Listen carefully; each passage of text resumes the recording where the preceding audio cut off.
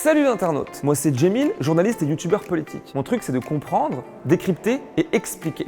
Dans l'épisode précédent, j'ai eu l'occasion de m'intéresser à la constitution et au dépôt d'un dossier de demande de logement social, ici à Vitry-sur-Seine, en banlieue parisienne. Aujourd'hui, pour ce second épisode vidéo, imaginons que nous sommes à la date anniversaire du dépôt de dossier, donc 1 an plus tard. Et au bout d'1 an, me voici ici de retour à la mairie de Vitry pour retourner voir Clarisse, souvenez-vous, du service Habitat, afin de voir comment se passe en coulisses l'examen des dossiers et de lui poser quelques questions sur la situation des logements sociaux ici à Vitry. Suivez-moi.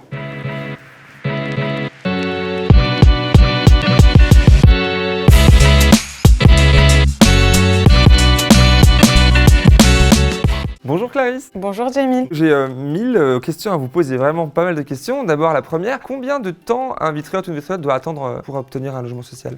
Alors en moyenne, il faut attendre entre 4 à 5 ans. Ah, c'est beaucoup.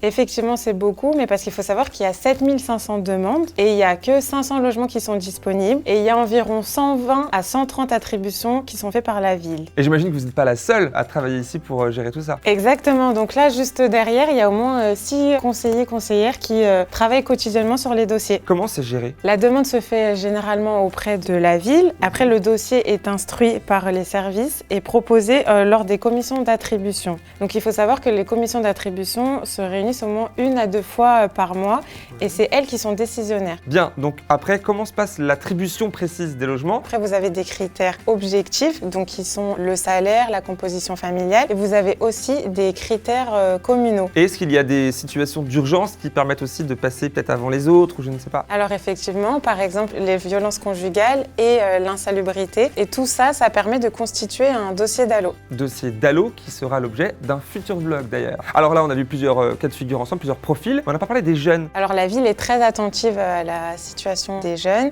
et d'ailleurs je vous invite à vous retourner vers le CLAGE qui est un service public qui accompagne les jeunes de 18 à 30 ans et parce qu'il faut savoir aussi qu'à partir de 18 ans vous pouvez faire une demande de logement. Et pour ces jeunes-là, est-ce qu'il existe des offres de logement ou des aides plus spécifiques? Alors il y a des résidences pour les jeunes travailleurs et des résidences pour les étudiants comme par exemple la résidence Mono et Pierre Lamoureux. Très bien. Et comment se passe la demande si je souhaite en faire une? Alors vous venez ici au service de l'habitat et vous remplissez cette fiche. Ou sinon vous pouvez aussi vous rendre sur le site internet des résidences. Et vous pouvez aussi opter pour une cohabitation intergénérationnelle qui est proposée par l'association Le Paris Solidaire et la ville. Cohabitation intergénérationnelle, une sorte de colocation avec des grands-parents, je sais pas, comment ça se passe, c'est quoi? C'est ça, en fait c'est des seniors qui proposent d'aider les jeunes à trouver un logement et du coup qui les accueillent chez eux. Ah, ça peut être une bonne idée, je pense, hein, pour retisser des liens sociaux, intergénérationnels, c'est vrai. Mais c'est quoi le deal en vrai? C'est être là pour accompagner une personne âgée ou alors faire des économies? Alors il y a 2 formules. La première c'est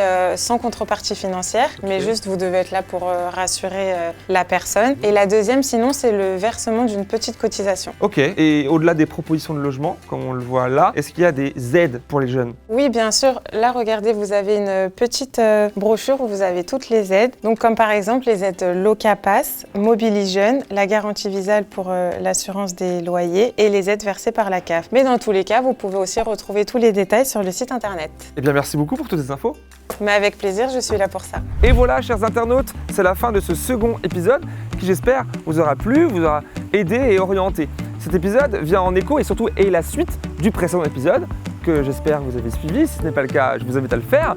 Et ce n'est pas terminé puisqu'on se retrouve bientôt pour un troisième prochain épisode durant lequel je m'entretiendrai avec un élu de la ville sur la question du logement pour creuser un peu plus politiquement, si je puis dire, cette question, voir comment ça se passe ici, quelle est la particularité du logement social à Vitry. Et pour ça, abonnez-vous à la page pour être au courant de la sortie de la vidéo. À bientôt!